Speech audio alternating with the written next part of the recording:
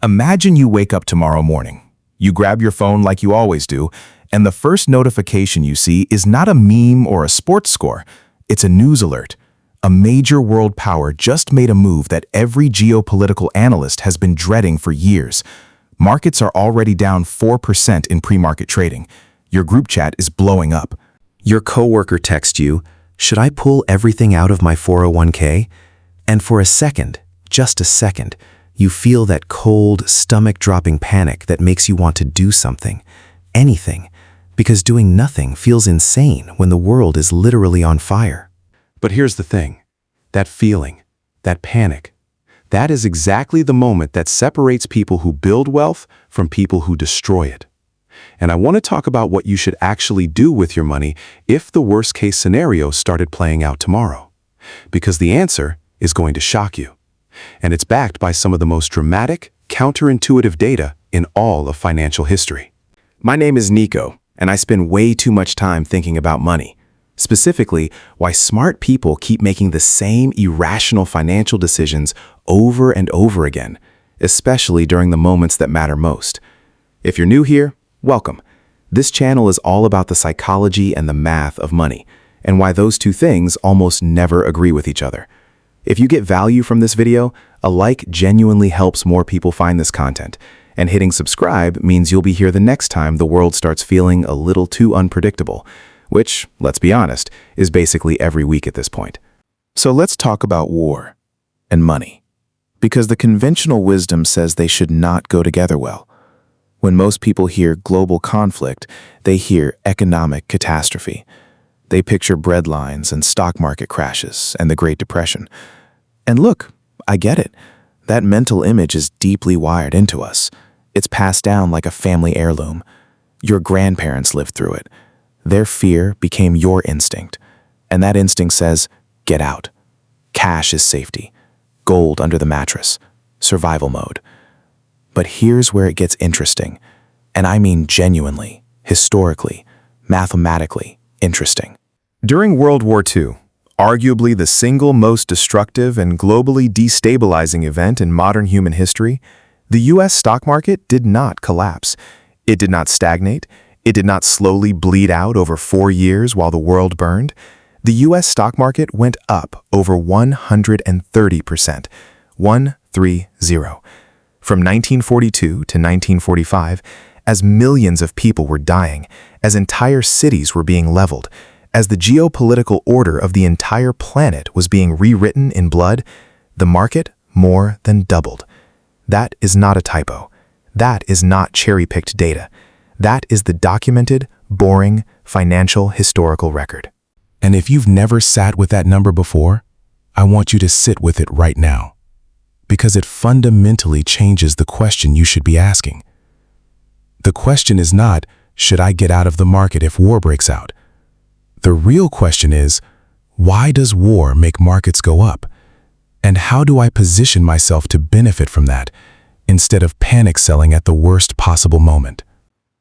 Here's the economic mechanism that most people never learn, because it sounds too cold to say out loud.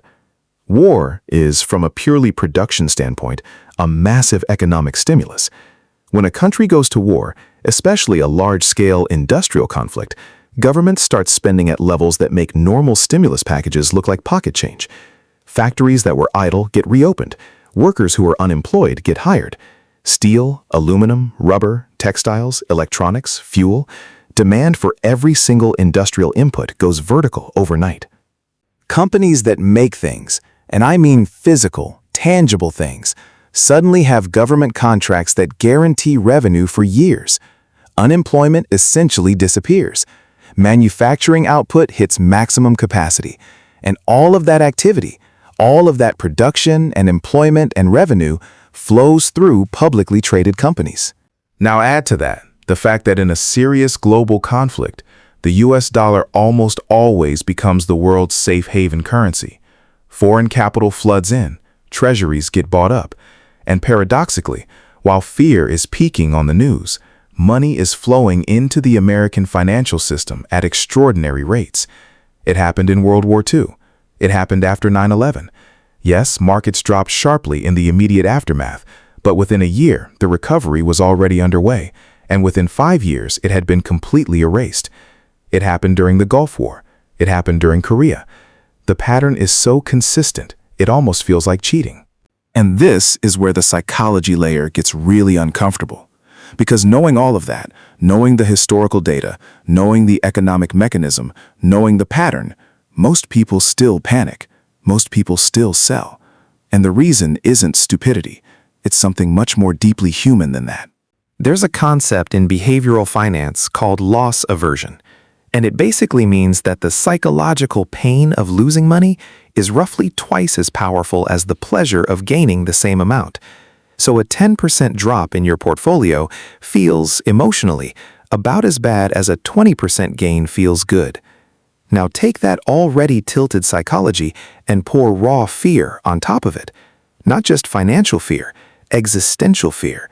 The fear that comes from watching breaking news, from the ambient dread of social media, from your coworker's panicked text message. Your nervous system cannot tell the difference between my investments are temporarily down and my life is in danger. Both register as threat. Both demand action. And action in a financial context almost always means selling, getting out, moving to cash. Because cash feels safe. Cash feels like control. Cash feels like you did something. But here's the brutal math on what that feeling actually costs you. Let's say you have $50,000 invested. A conflict breaks out. Markets drop 15% in the first week, which historically is about what you'd see in an acute geopolitical shock. And you panic sell. You lock in a $7,500 loss. You're now sitting on $42,500 in cash.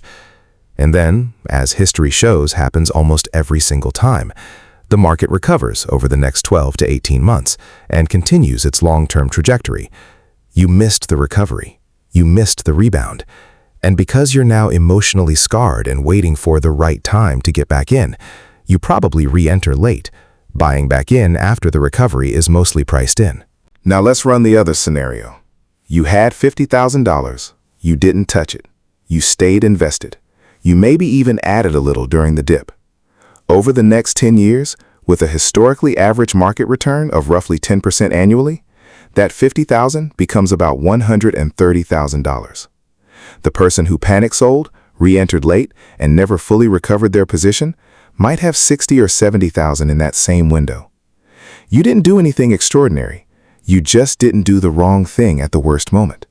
And that gap, that $60,000 gap, is the entire cost of one panic decision made while watching cable news at 2 in the morning.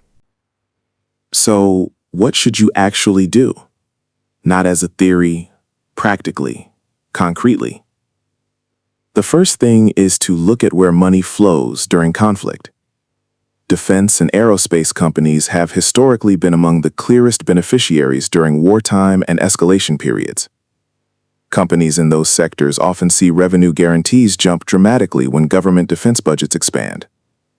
Broad exposure to industrial sectors through ETFs, rather than trying to pick individual winners, is usually the smarter move for the average investor who doesn't want to become a defense industry analyst overnight. The second thing is energy. Wars, especially wars involving major oil-producing regions, create energy price volatility. Broad energy sector ETFs historically perform well during geopolitical escalation.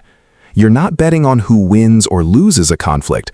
You're betting on the economic reality that disruption to global energy supply raises the value of energy production. Third is commodities. Steel, copper, aluminum, rare earth materials, the physical inputs of military and industrial production. Commodity-linked investments have historically been strong inflation hedges and conflict hedges simultaneously, which is a combination that's genuinely hard to find. But here's what I really want you to take away from all of this, and it's less about the specific sectors and more about the mental framework. The people who got wealthy through the 20th century, through 2 world wars, Korea, Vietnam, the Cold War, the Gulf War, 9/11, the 2008 financial crisis, were not people who had better information. They were not people who could predict geopolitical outcomes. They were people who understood one thing at a deeper level than everyone else, that the panic is the product, the fear is what the market is selling you, and every time you buy it, every time you let the fear make your financial decisions, you are transferring future wealth from yourself to the people who stayed calm. Your 20s and 30s are the most powerful compounding years of your financial life, not because of what you earn, because of how long your money has to grow. The $50,000 you protect and stay invested during a moment of global panic in your late 20s could be worth $300,000 or $400,000 by the time you're 60. Not because you were smart, not because you timed the market, because you didn't do the one thing that everyone around you was doing. That is genuinely it. That is the whole edge. The world is going to keep being scary. There will always be another crisis, another conflict, another breaking news alert designed to make your stomach drop. And every single time, the question is the same. Are you going to let fear write your financial story? Or are you going to be the person who understood that the history books are full of catastrophes and that patient, informed investors came out the other side of every single one of them wealthier than when they went in? If this video changed the way you think about money and conflict and staying calm, share it with someone who's panicking right now. Genuinely, the best thing you can do for someone you care about in a moment of financial fear is hand them a framework instead of a feeling. And if you want more of this, more of the math, more of the psychology, more of the stuff that actually changes how you make decisions, subscribe. I'll be here, thinking about money. As always, way too much.